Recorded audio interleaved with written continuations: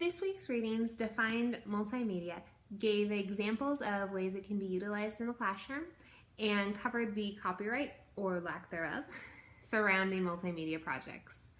I appreciated the reminder from Smaldino that media literacy is not limited to the technology we use, but encompasses all forms of media that students utilize. While whiteboards, feltboards, and manipulatives may not be stressed in the 21st century classroom, being able to utilize and understand these mediums is just as important for students as the technology-based materials that get so much of our attention these days. There were a number of surprising points in the reading this week, starting with the fact that there is no official copyright for multimedia projects.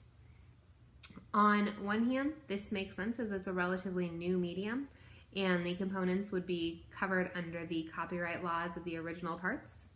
However, in this sue-happy nation that we live in, I'm amazed that specific issues have not been handled directly by the courts. The next surprising thing I learned was the differences in the guidelines between teacher and student-made multimedia projects. While having a time limitation makes perfect sense to me, having a difference in the guideline between students and teachers surprises me. I feel like those should be handled very similarly. I was also confused by this information because it seemed to me that Simpson and Spaldino said different things about the guidelines. Simpson stated that students could use their work indefinitely, while Smaldino stated that projects could be kept for the length of the class, then permissions needed to be received from the copyright holder. I suppose this goes back to having guidelines and not laws. At this point in our semester, it seems that copyright notices should be second nature, so I was pleasantly surprised to find Simpson's example of a student-written copyright warning.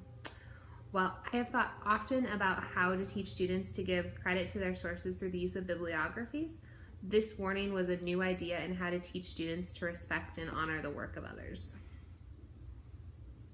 I appreciated Brian Mayer's view on student-made board games to demonstrate understanding. In my district, every year students in the Gifted and Talented program are required to complete just such a project.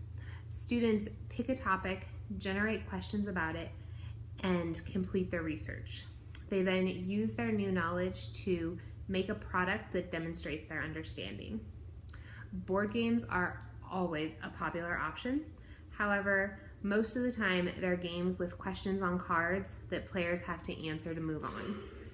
I love the idea of using the topic of research as the basis of a game rather than a component within the game. In the past, as part of those projects, students I've worked with have created ABC books, videos, and collages to demonstrate their knowledge. I'm wondering what suggestions you have for multimedia projects that the kids could make, or resources for us to find multimedia projects to suggest to them. Looking forward to hearing your replies.